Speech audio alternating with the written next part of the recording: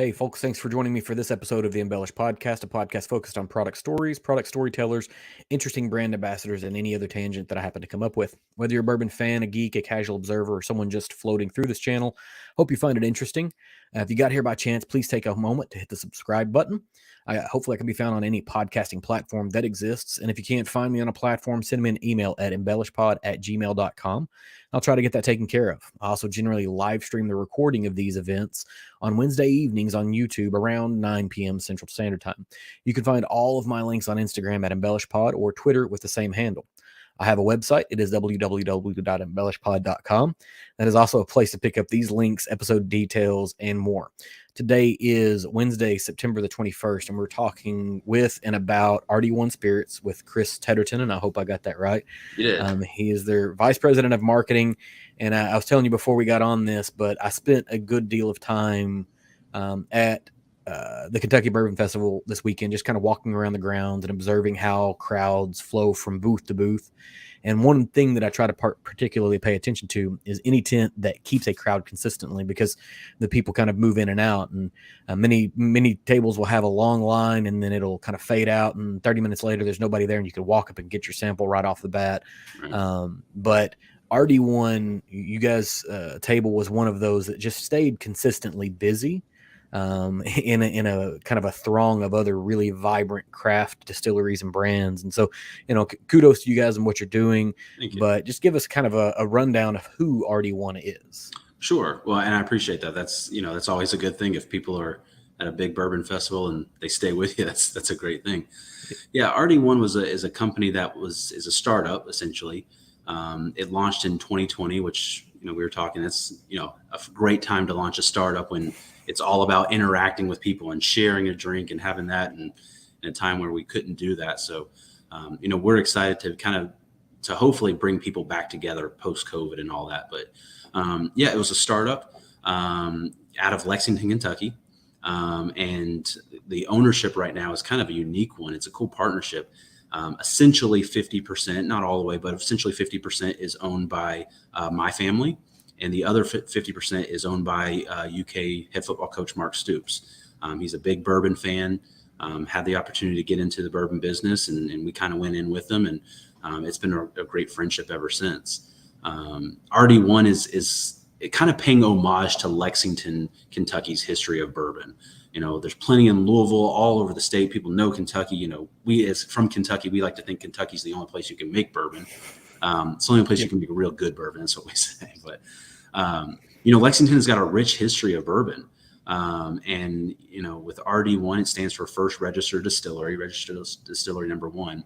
After the Civil War, the government kind of took Kentucky and put it into different districts, and Lexington was one of those districts. And William Tarr was an entrepreneur and kind of founded the first federally registered distillery in Kentucky, in Lexington. It was the Ashland Distillery. It burnt down. He rebuilt it as the William Tarr Distillery, and it's just got a long, rich history. So we're kind of trying to tell the story of Lexington's history of bourbon. Also, where is Lexington now, and what's that history look like? What's the current history look like, and what could bourbon look like in the future as the younger generation takes up this really cool spirit? So you mentioned Lexington, you mentioned a whole bunch of things, and I got tons of questions to kind of connect on. But before maybe we get too deep into that, if anybody is familiar with RD1, it'll be because of the WM Tarr brand. Yep. And that's being sort of mothballed, might not be the right term, retired or temporarily retired. And you guys are moving towards kind of a new branding concept. So tell me about the RD1s that are going to be on the shelf or are on the shelf by the time anybody happens to listen to this potentially. Yeah, and you hit it right on the nose. So when RD1, when the company launched, the first line that was launched out was William Tarr, WM Tarr. We had a couple variations. There was a 114 proof, and then there was a 12-year. And everything under the William Tarr was always a limited release. So there was only a certain amount made, 8-year rye, 7-year bourbon blend. The 12-year was a straight bourbon, but everything else was just a blend of those two products. Different variations in proofs, which really changed the flavor. We worked with Dixon Dedman actually on from Kentucky Al and his new venture, but he helped us with some proofing ideas and did some tastings like that. So it was really cool. But yes, the William Tarr line, it's done really well. It's selling out.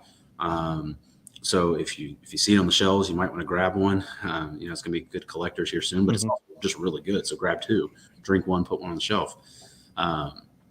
So yeah, that's kind of going away. Maybe we'll try and bring that back at some point, or do some kind of cool, bring it back in the retro type style. But probably in the next week or so, what will be on shelves is 2 new bottles under RD1, the new label. There's a blue label for a Kentucky straight bourbon, just straight, really good bourbon at 98 proof. And then in the red label, it will be a French oak finished at 101 proof. So we kind of like that higher proof. We don't want to go too far down in the 90s. We want to stay around that 100. And again, this is just the beginning. These are just the first we're coming out with. We got a lot more coming out with, and we got some really cool barrel picks that will be launching at the same time.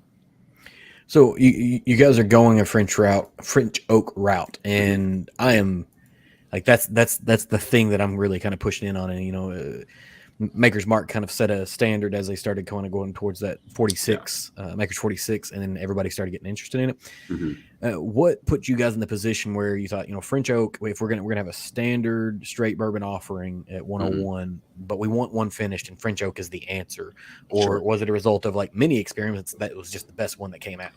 Yeah, it really is the latter. I mean, so we went into this going, we didn't even know if we were going to put in a straight bourbon, right? To us, what we really want is what tastes really good. What is going to get people excited? What maybe is a little bit different, but it has to be really good. So we did a couple experiments. We did some crazy ones. We did some stuff that we're still working on now. We did some that we won't maybe put out all on the shelf, but we'll do private selects for private barrel picks, just so it's a little, a kind of a more special. But yeah, we tried a couple different things. The French oak was just really good. It rounded it out a little bit, and it adds a little bit of spice in places that you want it. But the style that we did just worked really, really well. We compared it to a lot of different things. We compared it to the straight bourbon, obviously. And we really enjoyed that too. And we wanted to have something that was also kind of entry level, right? Bourbon's getting really expensive. Our William Tarr line, that was, the 114 kind of goes for, I think, $80 on shelves. So we wanted something a little bit more affordable as well, but still premium. So it was just really a lot of trial and error, a lot of experiments that we tried, and found some that just tasted great, that we all liked. So we're like, if we like it, let's try see if other people like it. And we've gotten some great feedback. So it starts there, though. It starts with what is good, and then we'll go from there. That's fantastic. So what is so when RD1 hits, and we've got one of the guys that usually shows up for the live stream of these things is asking the question, what's the distribution going to look like, when RD1 starts hitting the shelves in the United States? Yeah. So as of right now, we're only in Kentucky. We are bringing on Indiana as we speak. So when it launches, it should actually launch in Kentucky and then go right into Indiana. I mean, by beginning of October. So we're talking, a week or two. So that's where we are currently. We've got some online. You can go onto our website and it'll be loaded up there as well. So we can do some shipping. Obviously, due to liquor laws, we can't ship into all 50 states, which is always, it's a fun little piece of the trade. But yeah, we've got some e-commerce stuff, all in Kentucky, in Indiana. And again, if there's a certain place, that we want it, we want to hear about it so we can start working that way. Our whole thing, our whole kind of model is we want to really own our backyard. We want to own Lexington. We want to own Kentucky. We want to own that area. We just want to be really strong and really good. We want to get it out to as many people as we can because we think we've got something special. But for right now, it's Kentucky, Indiana, and then in our e-commerce on our website through CO Box. So you also mentioned that some of the finishes you kind of did some experimentation with are available as private barrel selects, and offline you're kind of telling me about that, but you want to expand what you guys are doing with private barrel selects that feels a little bit unique compared to some of the rest of the market. I see people like Wilderness Trail that just kind of put out the opportunity where if you want to come in and buy a quarter or half barrel of a particular rye, you can. Sure. As an individual, as a group, as a whatever. But this feels a little more robust than that. So give me an idea of what you got going on with that piece. Sure. And part of that, it comes from the new liquor laws. There's some laws that changed here in the state of Kentucky, which have really helped distilleries and craft brands like us as well. So we're able to sell direct to consumers. So for our private barrel select or private, the private barrel picks, it's the same thing that for a lot of people. You go into your favorite liquor store. If they've signed on and they've bought a barrel, then they'll have something pretty unique. What's kind of cool about this is that we've got a bunch of different experiments that were, finishes or blends and all kinds of stuff that if your favorite liquor store, if it's Kroger, Liquor Barn, Total Wine, whatever, or a local one, if they come in and pick something, they may pick something that's not the French oak. They may pick something that's not just the straight bourbon. Maybe they picked, one that we're working on that we've got outgoing is a finish in red oak. We've got one that's finished in cherry wood, yellow birch, amberana, toasted maple, soft maple. We're doing a lot of crazy cool things. So there may be something that your local liquor store may have that nowhere else in the entire state has because we did 1 barrel or 2 barrels of that. So that's kind of cool. The other cool thing is, we're able to sell directly to customers. So if there's, if you or your buddies, your neighborhood or whatever want to get together and put in for a barrel, we can do that. Come over and we'll do a tasting and, figure out what you like and pick what you want. And then you get the barrel and all the bottles with it and everything. So that's kind of cool. We really like that because that's the dream, right? We get into the bourbon industry and the big dream is I want to own my own barrel. Now there's some legal stuff there. You can't just take the whole barrel and right. Fill it up with a cup. I mean, you can't just like roll the barrel into the bed of the truck and drive away. Right. It's not an option. It's not an option these days, unfortunately. So, we got a bottle and everything, but you can own your own barrel. And then what we've done is on our label, we'll put the actual, either your store, maybe it's your company. Maybe you've got a Christmas gift coming up for, in your company and you want to buy your client something really special and cool. We'll put your logo right on the label. If it's you and your friends, we'll put your names on the label. So it's your actual bourbon that you pick, just like a liquor store would. And obviously you get all that. So, and that could be something that maybe you got the only barrel of, whatever we finished in, and that's never going to be on shelves outside of that. So that's kind of a cool thing too. The other cool thing is we do it to where you can either get it at 101 proof or barrel strength. So, a lot of brands, it's always going to be at 90 proof or 95 proof or whatever. We're kind of whiskey nerds and we like that high proof. So, we've got to set it up at 101 or go straight out of the barrel. So just, we're trying to give people what's really cool, right? That's, that's part of what you get to do as a small brand. You think of what's cool and let's just do that. So I have two different questions I need to ask here. So we'll start with the first one. So you named off, red oak, amburana, which I always pronounce that wrong, cherry, birch, toasted maple. These are all the amburana is kind of picking up steam in the North American marketplace, but I don't see a ton of cherry or birch or even red oak for that matter. I mean, there is some maple that floats around. Which one was maybe the most surprising to you, or were they all just kind of equally like, oh wow, this is really good? Yeah. Probably the most surprising. We did a couple barrels with red oak, and I didn't know much about the flavor profile of red oak, but I think every barrel we've done of red oak has been picked up in a private barrel select, instantly. And we started this in July, so from July to now, they're all gone. So that was kind of surprising. I didn't, like you said, I don't think I've ever seen red oak out in the shelves, and those are all picked up. So we're excited let's try some more of those. Surprising in the flavor profile is by far the amburana. We were talking about this, the French oak rounds out the straight bourbon. It gets a little bit of spice, but it kind of rounds it out. The cherry kind of adds there's a little cherry flavor, but it changes a little bit, adjusts the flavor profile. So if you've got a great palate, you can taste it. Amburana is a whole nother beast. 3 weeks, 4 weeks, and this thing changes drastically. It's almost like Scotch, but it's Christmassy. There's evergreen. It's a whole nother thing. And I think it's going to be one of those things where either you love it or you hate it. but everybody so far, you taste it and you're just like, this is different. There's something. What is that? Like, it's just brand new. And I've personally loved it. It's one of my favorites now. So we're about to go pretty heavy in that because it's just cool. Yeah, and Have you tried any before? So I had one from Starlight Yeah. that a friend had shared a sample with me, and Yeah. I was in the same place. I had gone through a night of doing tasting notes, and that's one of those like super nerdy things that only a few of us are like, oh, I'm going to sit down one night, I'm just going to taste through a bunch of whiskey, and I'm going to come up with what I got here. And I was like, my friend had sent me the sample. I was like, I'm done tasting for the night. I'm done writing tasting notes. I just want to try something out. I want to see what's going on here. I'm going to pour a little bit of it. And as soon as I poured a little bit of it, I stuck my nose in it, and I was like, okay. It hit you from the beginning. The nose, yeah. I realistically thought that. So it's a guy that's on Instagram. He's My Daily Bourbon. His name's Chad. He sent me a sample. And I thought, Chad's screwing with me. Like, I 100%, it was like he took a whiskey and he went to some, because he's a little bit of a hipster, went to some like super hip bakery and found a real, like, just bespoke version of a ginger snap cookie. And he soaked some whiskey in it and then sent it to me. Because it's got the cloviness and the snappiness and the Christmasiness, like the whole thing. It's grandma's kitchen. It was. And I was like, this is not a real.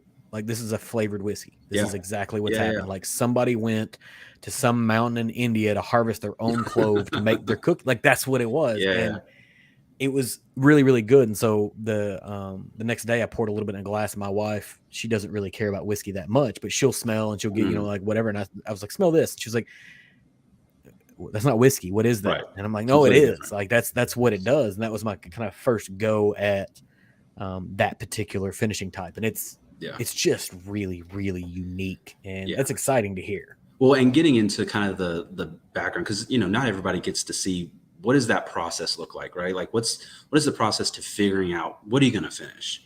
Is there market research you do? Is it just experiment? Do you like, and part of it's just, hey, let's just try something.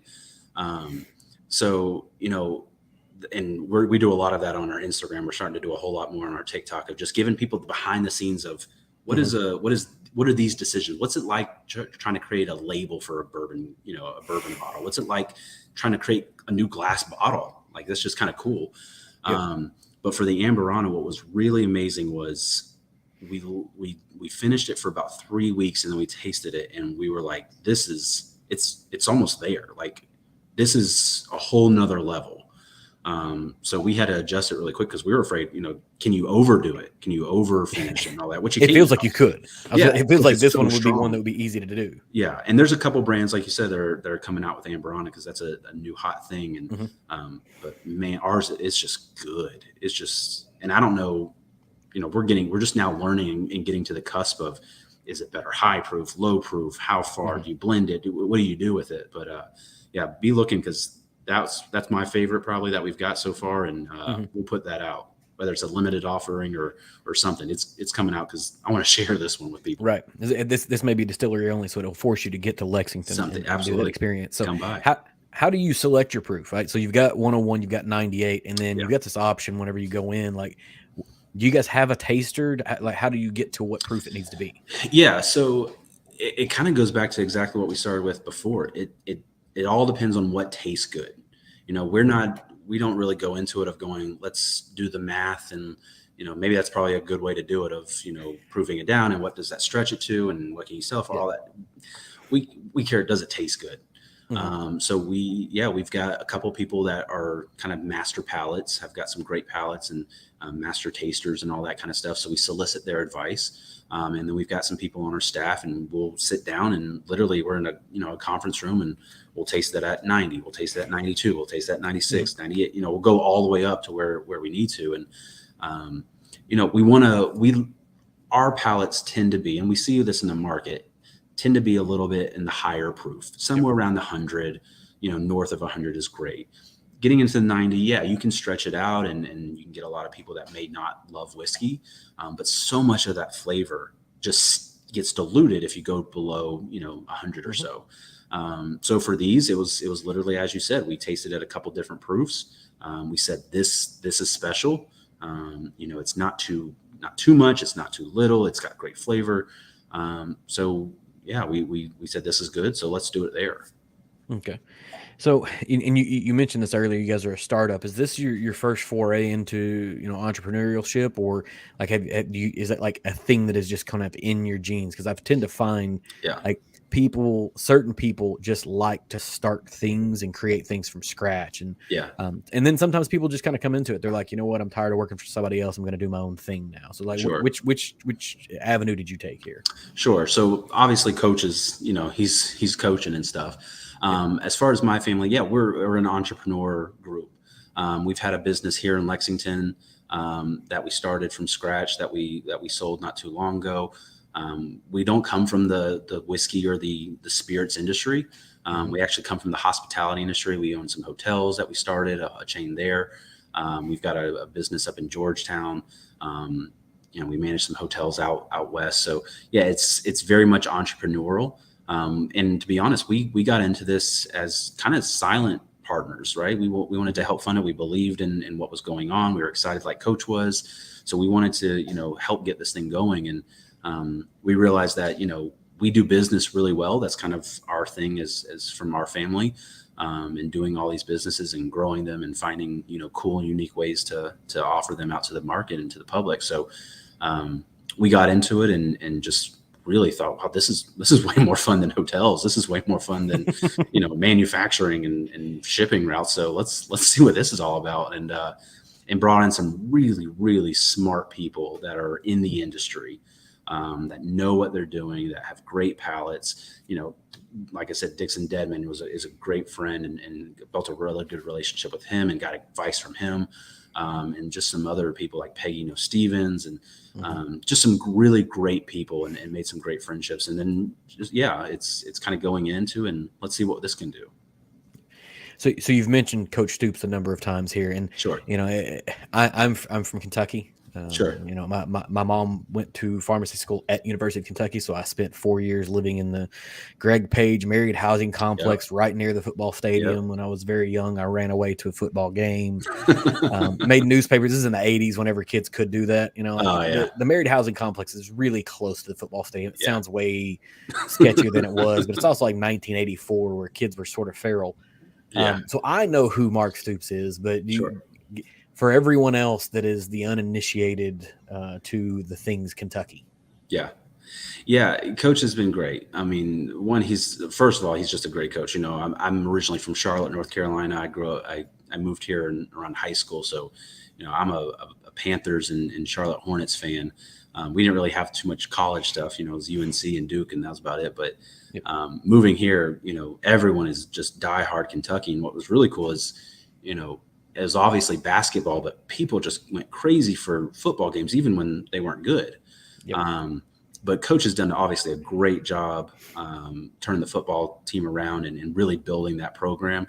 He's a smart guy. He's a bourbon lover. He's so into the Kentucky culture and bourbon culture and just what that means, that kind of blue collar, sophisticated bluegrass. Like, there's just a culture that Kentucky has that's really cool. It's hardworking. You make what you sow, right? Like you get what you put in. So I think he's obviously brought that to the football team, but he's bringing that to help us with our joint venture that we're doing with him as well. So no, he's been great. He's fantastic, and it's great to work with him, and he's a great supporter, and that's also good for Kentucky fans, because it's one more tie to keep him here, and and we like that. So all for it. So a lot of whiskey startups kind of go one of two ways, at least in the state of Kentucky. You're either, we're trying to create something and we want to be creative, we want to do all these things, or maybe it's an and or, because everybody's got a price, but Sure. Some folks are seeking out, like, we're going to produce some high quality stuff, and hopefully one of the bigs, the Diageos of the world, notice us and say, we want to give you $30 million. Like, do you guys have, like, is that your plan, or you're making things and seeing what happens? Yeah. So our business philosophy for any of the companies that we've owned, and we've had about 36 or so, and they've all been successful, I think, except for one, and that was kind of a weird one. everybody's got to have a weird one in there, right? So, Mm-hmm. no, every single company we've ever done, we've never built it up or started it or anything in order to sell. Mm-hmm. In part of what we do is we look at buying companies as well, and you kind of can see when someone's building it up to sell, it's kind of a hollow shell. Yeah. It's a rocket that blasts off really fast and then it never makes it to orbit and falls right back down. So that's never been our strategy in anything we do. It's not our strategy in this one. We're not going into it going, okay, if we reverse engineer how Diageo would buy, what do we do? We build companies and we build brands that can be strong and that can impact people. And I think that's what's really cool about bourbon is it can impact people, and because it means something. There's a little bit more in what bourbon means. Maybe it reminds you of your grandfather or your dad or that time you went fishing, or bourbon can be about celebrating, and we're all about nostalgia. That. So yeah, there's some nostalgia there, and it's COVID tore everybody apart. In a lot of ways. And we think that bourbon's a great thing to bring people back together because it's all about sharing a glass. No one likes to drink alone. It's go get some friends in the backyard and enjoy the sunset and, the football game and have a glass together. Yeah. We've never gone into it going, how do we sell? It's all about how do we make something really cool for Kentucky, for Indiana, for wherever we're going, for the United States, for everyone to enjoy. How do we bring Lexington and Kentucky out to everybody? If that's always been our desire. It's also a lot of fun. So, why get out if you don't have to? Right. And that, you make a good point. The company that I work for started off as a small tech startup with the owners didn't have an intent to sell. They just wanted to make a top quality product. And over time, over 15 or 20 years, they got recognized and, somebody came in and said, hey, we want to give you such amount of dollars. Everybody's got a price. And they're like, yeah, I mean, this is a thing we built, but also, yes, we'll go ahead and sell this. But you mentioned in here that your family's been involved in a number of things, and so I hop over to LinkedIn and I see this vice president of marketing in a distillery situation at one point in time has been in hospitality, look like maybe automotives and in investments. Who's the person that raised their hand and was like, I got an idea, let's do a distillery? Right. Where does that come from? Yeah, that came from, again, the original founders for the startup. We knew them. They knew Coach. So they kind of pitched us this idea and said, hey, we want to start this distillery. We want to start this brand, this bourbon brand. You guys want, we think you'd be great and it'd be a good investment. It's a growing business, all of that. And we liked them and we liked the business plan. And, we met Coach and we liked him. So we said, yeah, we'll invest. And again, that was our initial intent. Let's invest. Let's hope it does really well. How can we support in the background? But, we've got other things that we'll kind of focus on. When it came time, it came time to see that, okay, this can do something. And we have a lot of business experience, sales, marketing, finance, all that kind of stuff. And when we realized that this company, this brand kind of needed some of that, it became pretty evident that, well, why don't we just get a little bit more involved? Why don't we take over some of the sales and really boost the marketing? Why don't we, help get the liquid strategy of what does it look beyond just the initial thing? Because that's a lot of craft distillers. They put something out, they sell out, and unfortunately, it's very hard to be profitable in a startup. So you end up not having as much money to continue your brand. So how do we create a liquid strategy that can last and we can build something?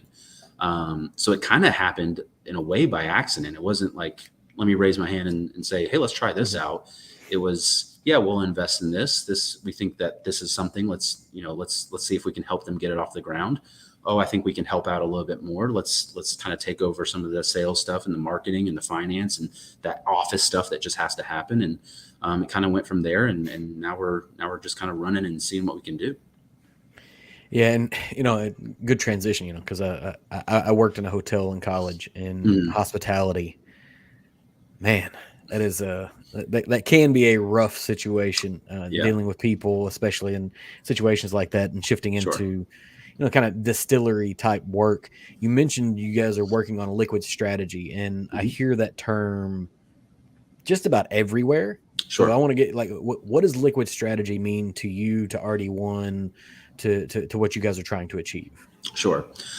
I mean, the basic piece when we talk about it, liquid strategy, is just how do we make sure, we have the liquid, we're making the liquid, and we're getting what we need. How do we make sure that the bottles can be filled for the demand, right? Essentially, that's the baseline of it.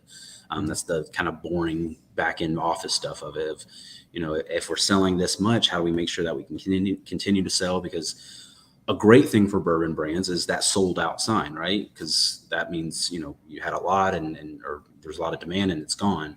But if you can't then follow up with something, another craft brand will come and take your place on the shelf, and you're forgotten about. So our liquid strategy is, one, making sure that we can be sustainable. We don't want to be done in 2 years and that was fun and everybody go home now. Thanks for coming. But we want to be sustainable. But then the liquid strategy, from my perspective, is okay. How do we do something really cool that people out there just want? That the people in Murray, Kentucky want, and in Louisville want, that aren't getting, and Indiana, and what about Ohio, and what about Tennessee? Like, how do we bring bourbon out there? What's being done? That's why we're looking at Amberana and all the finishes, and is there blendings? That's huge in Scotch. It's huge in wine. It's kind of been looked down on in bourbon, but we're seeing that change quite a bit, because now you can do some really cool collaborative blends. Look at Bardstown with their Fusion series and their Discovery series. I mean, you can do some really cool stuff. Um, so the liquid strategy, in my eyes, is not just how do we be sustainable. How do we do something that's really good but unique? And we're trying to bring uniqueness to a very traditional industry. Um, but there's a lot out there that can still be done without going super kitsch and a little cheap in a way. And not Mhm. that, no offense to anybody else, but we just want to put good stuff out there. And how do we do something that's a little different? Yeah, and I mean, I hear what you're saying. You don't want to be the brand that's out there like, oh, or we're aging our whiskey in a barrel that used to hold Skittles, Right. And because we don't think micro aging and rapid aging works. and We've that's tried it, and maybe someone can figure it out, but so. I assume you guys are using 52-gallon barrels. yeah, standard barrels. The or not 50, whatever the number is, people who use smaller barrels, rapid aging, I always kind of look at it like it's not rapid aging, it's just different aging. Sure. Because Sure. the idea is like, oh, they're using smaller to make it age faster, and it's just Right. the chemical reaction, the chemical behavior is entirely different in a smaller Right. environment. Your Right. liquid to wood ratio, all those things are different. It's just a Exactly. different impact, and maybe it has a place, maybe it doesn't have a place, but Yeah. And some it people like that, and that's great. It's just not it's our far thing. more volatile. Like, your outcome Right. is just Right. it's erratic, and we Well, have this kind of long history of knowing a yeah. 50ish gallon barrel Yeah. is going I to do a mean, certain thing. it's hard to beat what Mother Nature does. I mean, it's Absolutely. kind of, there's a difference between an 8 year, 10 year, product and a 3 year product. It's aging is really, really important. Obviously, Mhm. distilling is super important, but that aging is everything. So that may be something that some people like. We haven't found one that we really like. So, we're going with, how do we age quality, straight Kentucky bourbon? How do we age quality straight Kentucky bourbon that we can finish? What are some blends that we can do that are unique? How can we collaborate with, either other distilleries? How do we collaborate with some of the public? How do we collaborate with chefs? How do we Mhm. collaborate with, just really cool, impactful people that may have some great ideas? So, that's something we're also really excited to get started here in the next couple of months. Is we want to bring some other people. We want to bring some local chefs in. We want to bring in some public people of just, Mhm. what do they see? Could you help us do a different label or something? Could you help us do a blend that's unique? Because bourbon's everybody's. It's Right. meant for everybody. So we don't think, we're trying not to be as and high to think that we know everything, because we don't. Yeah. um, so we just want something good. And that's, you touched on a handful of different things. There's a Sure. lot of things to kind of unpack there. Sure. Maybe about 15, 50 or 60 different statements.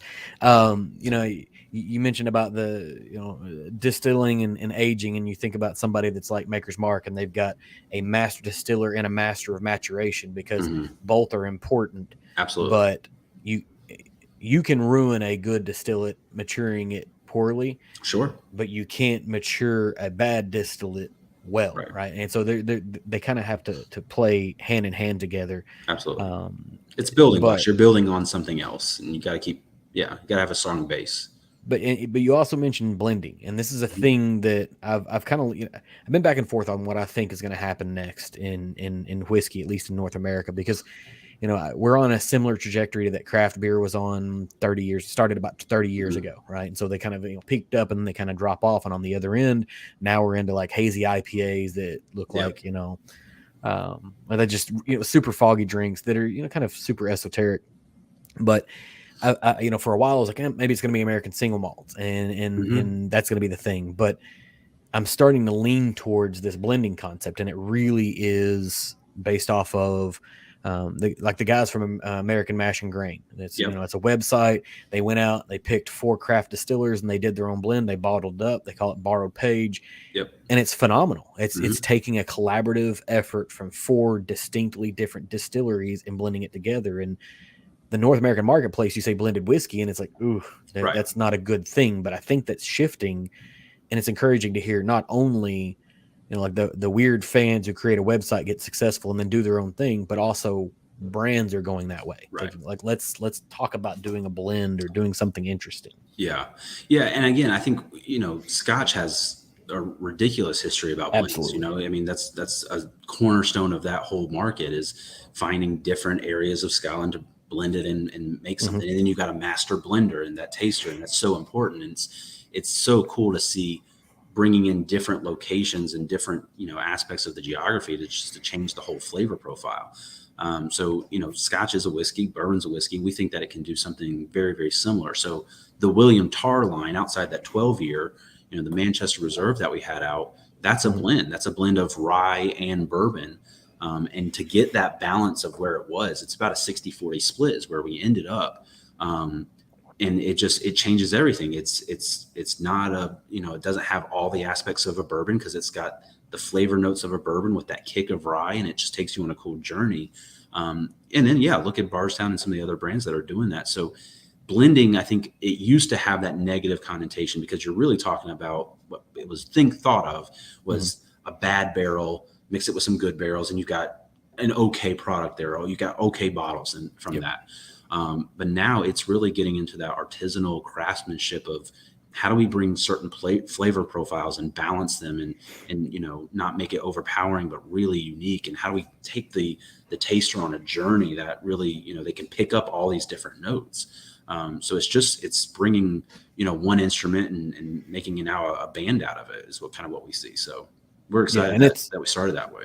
it's definitely one of those situations where the final product can be greater than the sum of the parts, Right. because of what you're Right. trying to marry Absolutely. together in a blending situation. And it feels like this idea that we've always had of American exceptionalism makes us reluctant to take on things that other people have historically done. Like Right. Scotch has a rich blending history, and Right. we're like, nah, we don't do it that way. Like that's not the thing that we're going to do. And Right.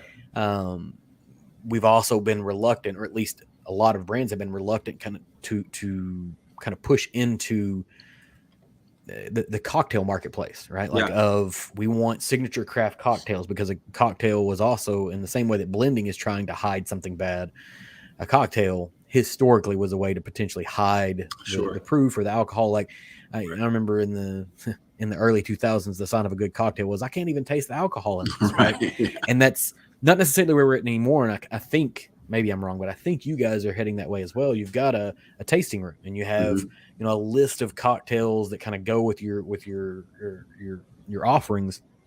Tell me a little bit about that. Like, Sure. is this a part of your strategy? Yeah, it is in a way. It's really just offering people how they want to drink bourbon. I think bourbon used to have a bad name, and especially for maybe millennials, and when it was that drop after the '70s, for some of the older generation, and I don't want to drink my grandfather's stuff, and because there was only one way to drink it, it's neat or on the rocks, and you can only drink it that way, and bourbon got that kind of connotation. And I think this new age, this rebirth of what we've seen over the last 20 or 30 years or so with bourbon, really 20 years, has been, hey, however you want to drink it, you drink it. I mean, that's, Mm-hmm. put it with Coke. Okay. It may not be the way I drink it, but if, Right. if you like it, then go for it. So, we want to offer it to where however people want to enjoy and whatever brings people together. Yeah, sure. Our cornerstone of our tasting room is still, we really want you to try it neat, try it on the rocks, because we want you to taste the flavors, right? We put it in the cocktail after, but just try a small sample of it neat, so you really get to see what the quality of that bourbon is. So, yeah, we've got one that's a cocktail that we've been doing. It was at the festival. I don't know if you had a chance to try it, but we call it the Lexington Lemonade, and it's a perfect summer style drink with lemonade and orange juice and bourbon and kind of some other cool stuff. And it's like a sit by the pool bourbon margarita in a way, and it's dangerous because it's one of those things you don't taste it as much and it'll hit you, but it's so good. But again, it's that, but right next to that we've got it neat, and we want you to try that. And maybe we'll do an old fashioned, but again, whatever brings people together and can enjoy a drink and have a good conversation, that's kind of what we want to do. Yeah, and you absolutely touched on it. I did try that, and Yeah. I was really impressed and encouraged by the amount of cocktails that were at the festival this year, because the year before, which, I mean, the setup was entirely different in 21 than it was in 22. And that's a conversation for a whole other day. I think this year was last year was great. This year was fantastic in my impression. Yeah. But the adoption of cocktails is allowing for everyone else. And I do the same thing here, right? There is nothing that I have, save maybe one bottle, that is sacred. Anybody can have anything, and they can have it any way they like it. I just try it once beforehand, so that way what it does to the drink that you're going to drink. Sure. Are you actually trying to bury it in Coke, or do you like the way that a whiskey and Coke tastes? Because 21-year-old me in a bar in college, I actually loved the way that those two things went together. I didn't really drink that much Coke, but a whiskey and Coke was nice. Yeah. And so but what did the whiskey that went into it, like, how did it impact it? How did it change it? Right. It kind of let you understand it maybe a little bit better. Sure. When some people that always drink cocktails that maybe have never tried it neat, it's just, this is a great opportunity for you to try something new, right? And again, not saying don't order that, just try a sample, just see if you like it, because maybe you do, and now you've got two options that you could do from here on out. Cocktail, and also you like it neat. Yep. And so, Lexington has a pretty rich whiskey tradition in it, but it does not have the same notoriety that Louisville's carrying. I mean, they did a really good job with, their urban distillers row concepts that they've done. And then Bardstown is Bardstown, Lawrenceburg is Lawrenceburg, like all of these things. Like, how do we, as Kentuckians, how do we make Lexington that next destination for people? Sure. Well, I mean, I think Lexington is unique in itself. I mean, obviously it's the second biggest city in Kentucky, right behind Louisville. It's just a different feel from Louisville as well. Louisville's got this big city type vibe, beautiful downtown, the great atmosphere in the urban industry, or the urban center that they've got. Lexington a little bit more spread out. The downtown's not as big and skyscrapers as much as even Louisville has. But Lexington's just got this beautiful history, and this beautiful landscape. Churchill Downs is gorgeous, but I'm a fan of Keeneland, because Keeneland's just, I mean, it's so intimate and the flower, like, it's just, when you think of more personal feel by far. Exactly. Far more personal feel. Yeah, when you think of Kentucky springtime, that's the first image that comes to my mind, is Keeneland and the flowers, and it's just gorgeous. Yeah, and personal, like you said. It's more of a college town that's got a little bit more. It's kind of like Austin in that, right? It's that college town plus. So I think the first thing is, there's some great distilleries in Lexington too. There's some great brands that are there.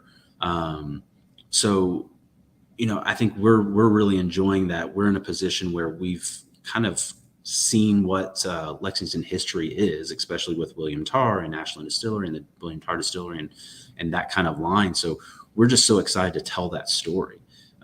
There's a bluegrass sophistication that we think that Lexington brings, and it's Southern hospitality. Talking about the hospitality industry, it's just having that good conversation and being polite and enjoying a drink. So we're just really excited to show the world and show the rest of the state and the United States of what Kentucky is, and that history of Lexington's bourbon. Yeah, and Lexington has one of these unique features to me. Like like I said earlier, I spent 3 or 4 years of my life living there when I was a kid, and you, Yeah. you have a number of different ways to enter the city, and you're either Yep. going to enter through horses, you're Yeah. going to drive by a castle, or you're going to drive by Georgetown, and Yep. all of those are all distinctly unique to the Yep. Lexington environment that you don't get in Louisville. You're going into a city, right? Sure. Yeah. Lexington sneaks up on you. Yeah. You cruise Absolutely. by the castle. You're on a 4 lane with actual center turning lane in it, Right. and then you roll to the bypass, and there you are. Right? It just sort of sneaks Yeah. up on you, and that's I've always enjoyed that about Lexington. I have a really really good friend that practices law downtown. Hmm. He's been there for a while, but so you went to UK. You're obviously you've got Coach Stoops as a business partner here, but as a student, are you a football guy, a basketball guy, or equal opportunity? Whoever's got the best tailgate. Yeah, that's kind of like that conversation that's been going on at UK right now is, what is UK, a football school or basketball school? Um, Right you now, know, maybe a football school. yeah. Basketball season hasn't started yet, so Right. let's see what happens then, and obviously in March. But you know, I'm a UK fan. I'm a Kentucky fan. I'm a Lexington fan. Again, I grew up in Charlotte.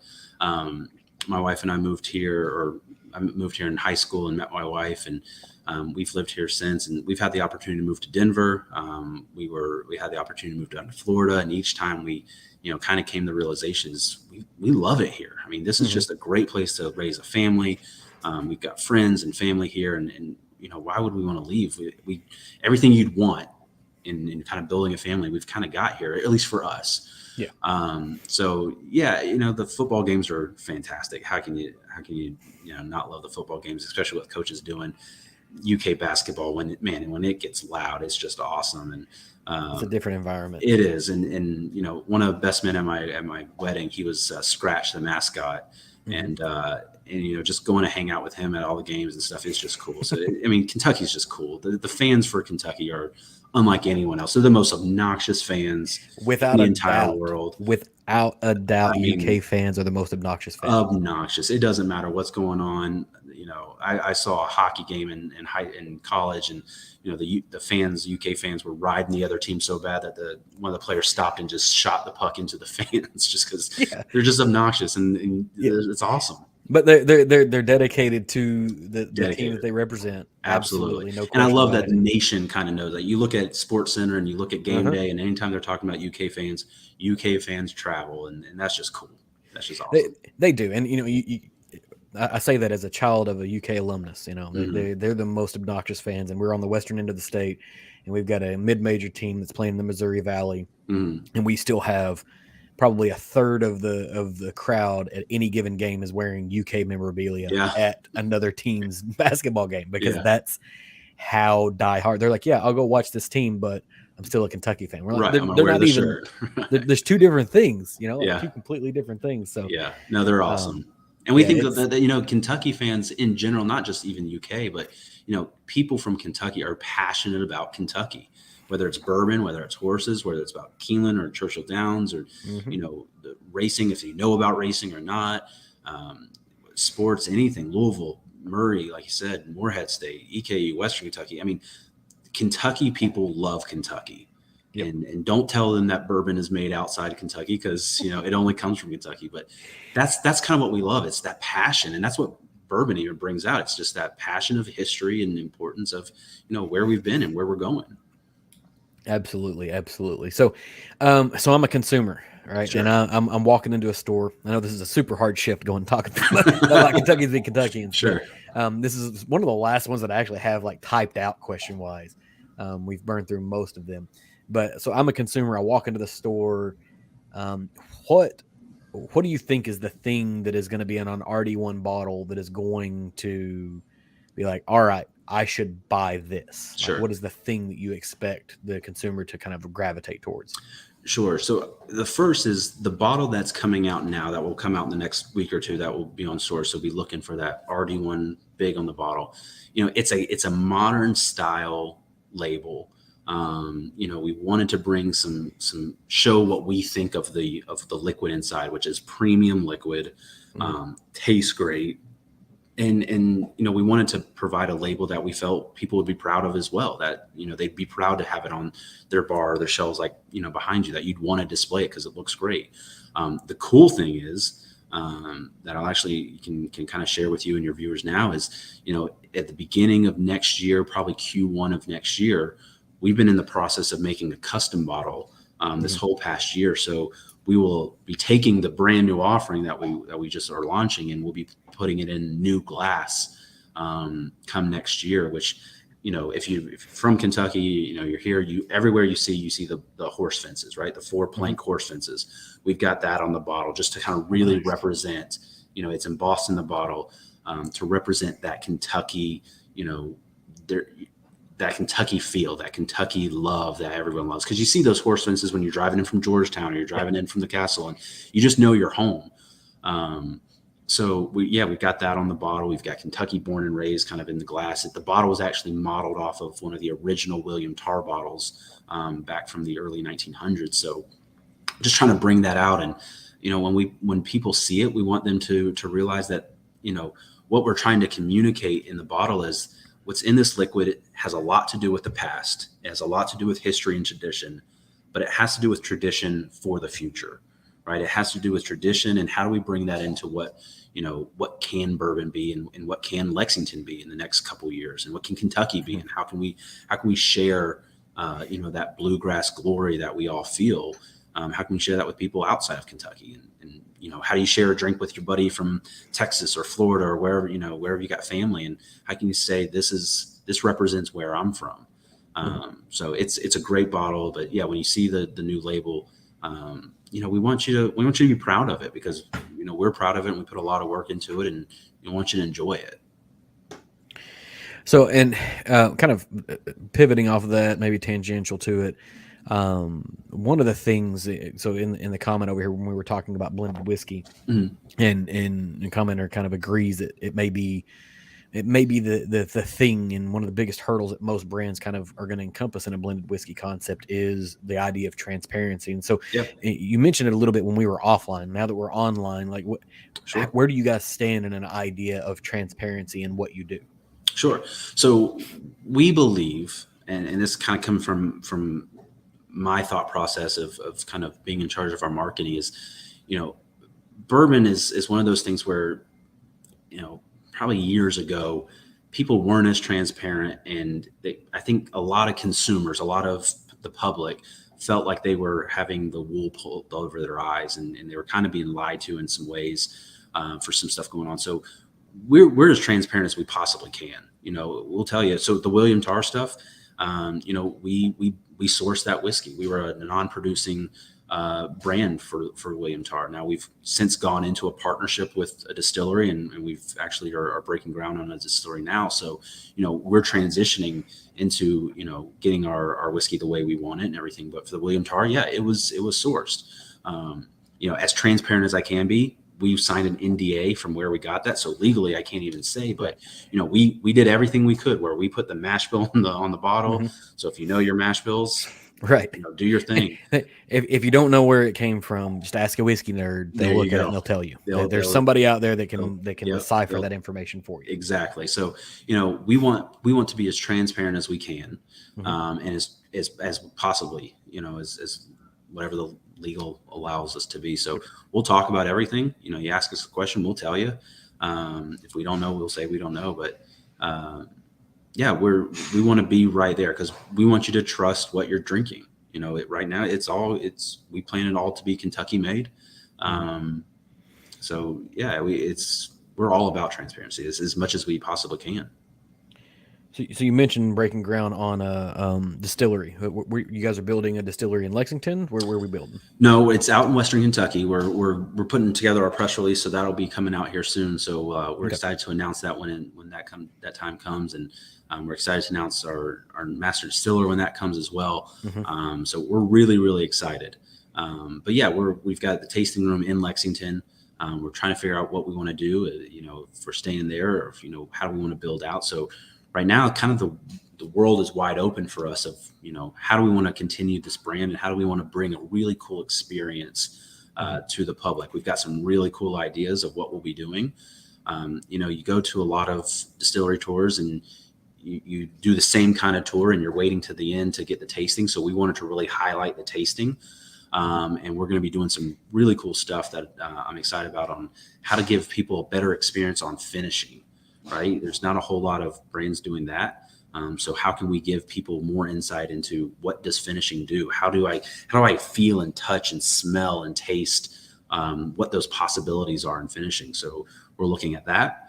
We're looking at what's the best way we can bring the greatest experience to our fans and to the public of what's something new that they haven't tried before, what they haven't experienced before. Mm-hmm. And so your distillery you're breaking ground on, this Mm-hmm. is going to be a production facility, or is this Mm-hmm. going to be this is not like a place where people can go and visit? Correct. Yeah, this will be more production. Yeah. If you ever need anybody, just go like check the doors. Just let me know. Sure. Just right Yeah. down Yeah. the road. Just I'll run over. yeah, a couple quality tests and all that kind of stuff. Yeah, Absolutely. whatever you need, and I'm at your disposal. There's always a need for quality assurance, right? Exactly. At one point in time, I was in software quality assurance. I'm sure it translates to whiskey quality assurance. It's the exact same thing. I mean, probably just as difficult. I would say whiskey's probably harder. It could, probably could be. It's yeah. So you've got a custom bottle coming up. That sounds exciting. Yeah. I'm an absolute sucker for fantastic bottle and label design. Kind of the intent and the intentionality to make something that is not only delicious but beautiful at the same time. Mm-hmm. And maybe it's a weird thing, but like I could find as much appreciation in the design behind a mellow corn bottle Mm-hmm. as I can behind some beautiful ones, because absolutely. It's got like a retro vibe. It makes me feel like I'm playing Atari in 1982, and Right. I appreciate that thing. But I like a good design, and that seems to be a part of the artistry that is kind of moving up. And you touched on it, but is there any part of your tasting room experience that we haven't talked about tonight? Because you've talked about it a couple different times. I don't know if we've kind of pieced it all together in one kind of run. Yeah. So again, the tasting room is in Lexington. It's on Manchester Street, right in the distillery district. We've got a really cool retail spot. So, shirts and glasses. We've got all kinds of cool glasses for barware. So, for your home bar, we got some really cool stuff there. Obviously, all the bottles, any limited releases, we also like to run out there just to give people a really cool experience. But we've got a great tasting bar. We've got a great staff out there that kind of walk through the whole process of how to taste. That's another thing, is we really want to teach people how to appreciate whiskey, right? Because everyone, once you get into the industry, when you get into whiskey in that world, you see people and they're like, I'm tasting all these notes. And sometimes it can be kind of overwhelming for someone new to go, I taste alcohol. I don't know what you're talking about. Right. But there's ways. How do you smell it? How do you nose it? Which nostril do you go back and forth? All of that. I always tell people second to third sip is the charm. Small sips and really try and get that flavor. So we really walk people through and teach them what's probably the best way to taste it, so you can try to start picking up some of those notes. How do you pair it with dark chocolate? How do you pair it with the pecan? How do you pair it with different a date, and what flavors does that bring out? So we really love the tasting experience that people have. You come in at the right time, we'll be able to thieve right from a barrel that maybe we're finishing and experimenting with, and you get to taste something kind of unique that maybe isn't out on the shelves for anyone, or especially not us. So that's always cool. And we've got a small event space too. So if anybody wants to, if you got a party or anything like that, you can rent out the space and we'll have it catered and all that kind of stuff too. So it's a cool place. It's got a little lounge, watch the football games and stuff like that. So it's a great space, and again, a great staff that just really cares about the experience. Yeah. Now you just mentioned something, and then you mentioned something earlier, and I kind of put these two together. Maybe they're not correlated here, but you mentioned this idea of kind of pairing them with food. I think you said maybe dates or something along that lines. Like that's a thing that Peggy Stevens is huge in, and you kind of tossed her name out there earlier. Did this come from her, or you just? Yeah. So she's another fantastic person and have become a really good friend. And that's something that, spending time with her, we picked up, I personally picked up, and she taught me, here's how I taste, because she's got just amazing palate and just, again, a wonderful person. but yeah, that was something that she and I kind of looked at, and as I was learning more and wanted to learn from her, and that's a big thing. You're right. Whether it's the wasabi pieces and dates and all that kind of stuff. How do you? There's so many flavors in a sip of whiskey, Mm-hmm. but you almost can't process them all. But when you add some of the flavors from a date and then take the sip, or it's a dark chocolate, then take a sip, you all of a sudden get way more flavors than you ever realize, and it just highlights and brings out what you've missed. And that's just a really, really cool experience to see. I'm tasting the exact same thing, but I'm getting a whole different experience just simply because I took a bite of dark chocolate first, or a date first, or whatever, a pecan first, something spicy first. So yeah, that's something I picked up from her, and she was she's so much fun to work with as going through her whole process. She's brilliant. Yeah, I've got her cookbook over here somewhere. Yeah, we've got it too. Cookbook Yeah. is the right term. There's cookbook, but then there's pairing, and it's fantastic. And whiskey nerds can get real precious about tasting notes and the things that they taste in there. Is there a specific note that people give out that you're like, I hate hearing that word? Like, I know smooth is one that everybody kind of likes to make fun of. And I honestly don't hate that word as much because it's not a taste as much as it is a feel. And it is a legitimate feel. Like a silky smooth feel in the mouth can be a thing. But like, do you have one? Because I've got a few, but. Oh, tell me yours, because I want to hear yours, because maybe one will come to mind. There's two. There's one is marzipan, and the other one is currants. And they're really just because I'm sort of a jerk, but like, how many people are legitimately eating marzipan on a regular basis that they know, like, have that ingrained in their brain? Sure. They've heard it from someone else. There's a very prominent person who uses that regularly, and I'm quite sure he does, but I don't. And then currants is another one. Like, that's not a berry that you find in North America. Right. You might have red currant jelly. Right.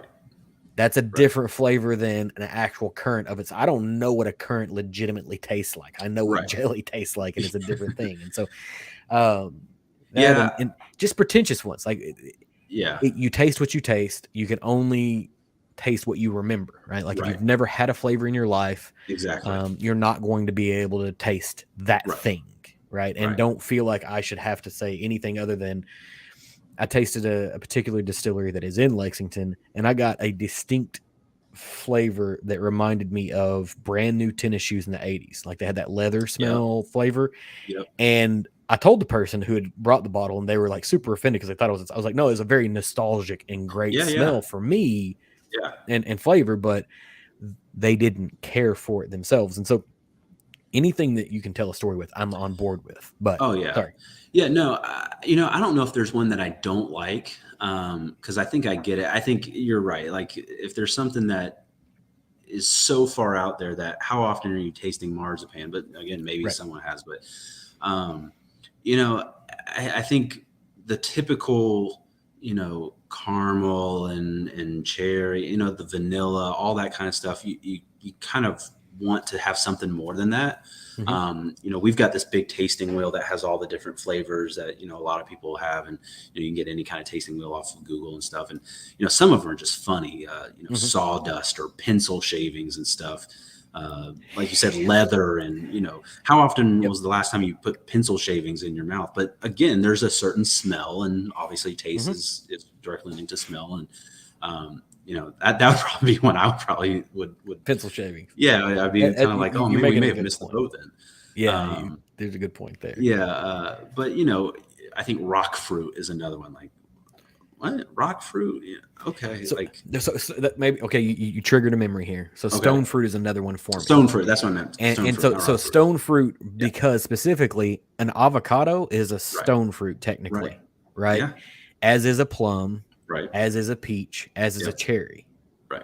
And none of them taste the same. They're all completely different. They're all very distinctly different. And and technically a blackberry is a stone fruit as well, right? So you run all of these things and like, oh, well, I taste stone fruit. And what I think they're trying to communicate is a darker fruit, usually. Because they'll say peach if they mean peach. Right. But stone fruit is they're referring to a plum or a cherry or whatever. Right. But it's a vague note. And they heard someone else say it. And what I found I sort of started collecting whiskey with this idea. Like I was going to have, and maybe you have kids, maybe you don't, but I was going to have whiskey tasting. Like people come over, we're going to drink Yeah, whiskey. yeah. We're going to have a fun time.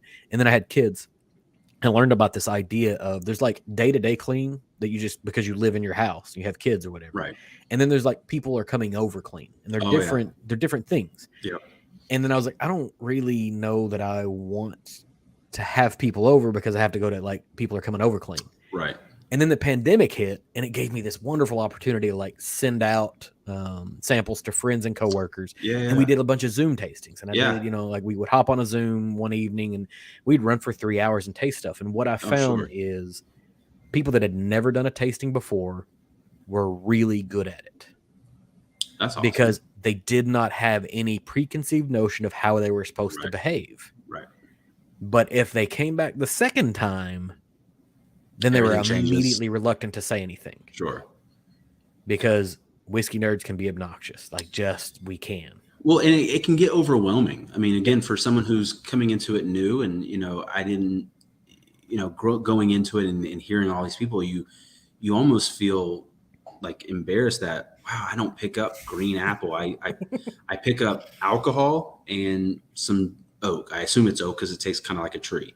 Yep. And what's amazing is still none of those flavors, vanilla and stone fruit and all that kind of stuff is in the liquid. It all comes from the wood, obviously. But, I think a lot of people are going, I taste alcohol and oak and kind of maybe some vanilla, kind of burny or whatever. But, you almost, there's that aura of, if you don't taste all these things, then you're not doing it right. You're not appreciating it. How can you not do that? And I think a lot of people, especially these days, are loosening that up and going, just try it, with Flaviar and all the different kind of tasting companies that are out there. So just try it. Tell me what comes to mind. And that's kind of what we do at our tasting room is just taste it and close your eyes and what's coming into your mind. Is there an image? It could be a memory. It could be a color. It could be an actual taste. There's so many ways you can go with it. Yeah. I've got a friend who, she said, it just reminds me of my dad.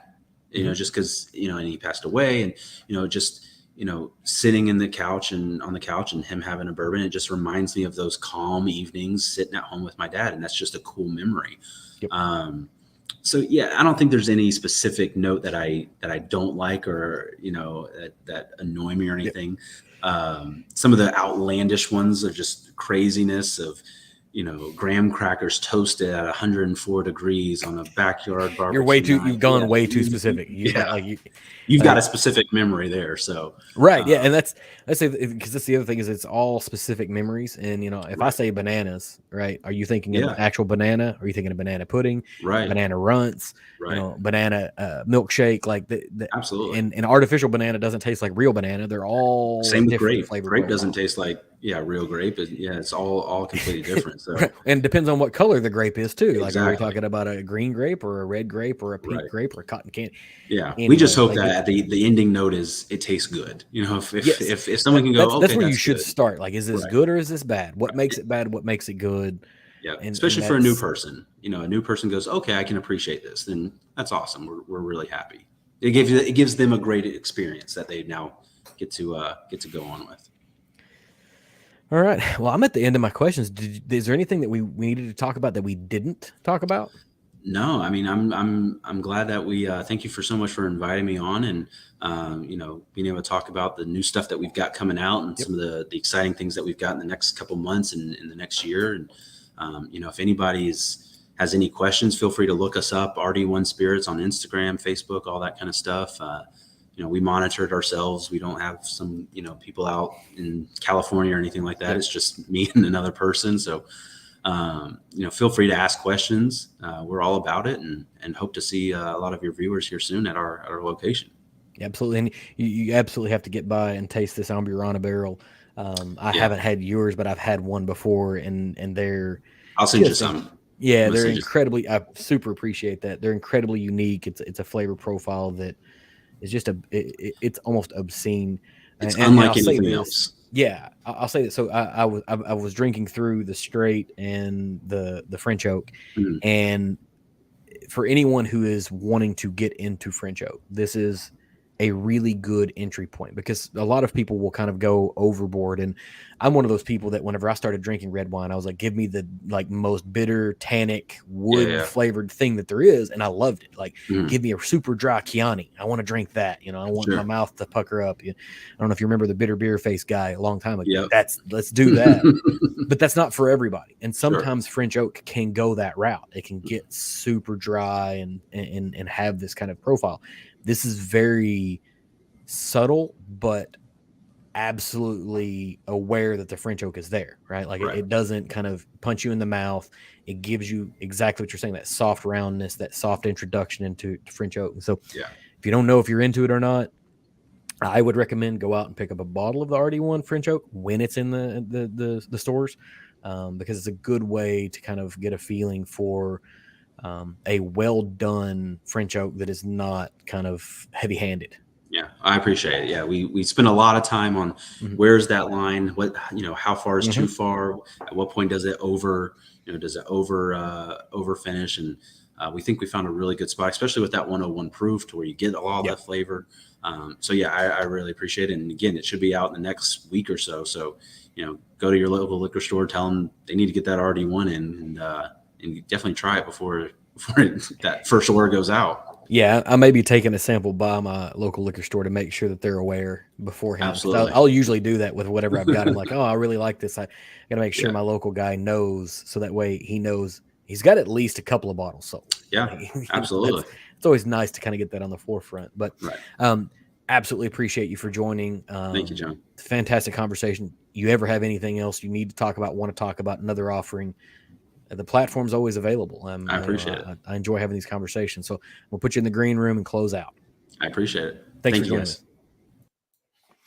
Thanks for tuning in for this offering from the Embellish Podcast. If you enjoyed this, please leave me a review on whatever platform that you have to be consuming this on. Leave a comment if possible.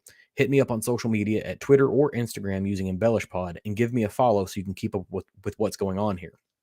I can be found at www.embellishpod.com with all of my links, accounts, contact details, and more. I'll be back again next week with another new offering for you. So until then, cheers, and thanks for hanging out.